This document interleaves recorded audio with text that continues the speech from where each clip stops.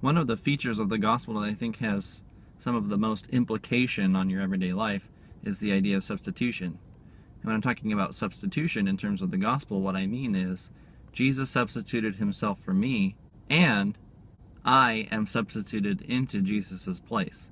That means that if I believe in Jesus, the wrath that is rightly due to me is placed on him instead. Not only that, the righteousness that is rightly due only to him is placed upon me. So God sees me as having the righteousness of Christ and having none of my sins because my sins have been put onto him.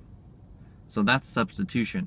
Sometimes people call it substitutionary atonement. There's a fancy church word for you. But anyway, it has a million implications on your everyday life. It's not just something that happened 2,000 years ago, you believe in it, now you're going to heaven, and you just live out your days like any other day. No, it has great implications. For instance, if somebody were to take credit for my work, I have no right to be mad at that person because my entire life is based on taking credit for another's work. And if somebody treats me wrongly, I have no right to be angry with that person. I have only the right to love that person because that's how I was treated.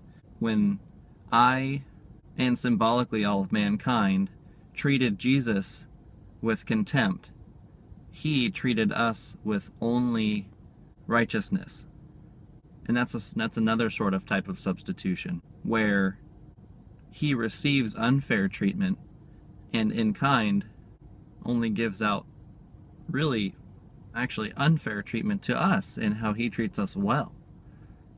So what I want you to keep thinking about as you refocus your day on the gospel is, how does the specific work of Christ in dying for me, taking my sin upon himself, and also on the other side of that, granting me his righteousness, what implications does that have on how I'm to interact with other people and how I'm to interact with God?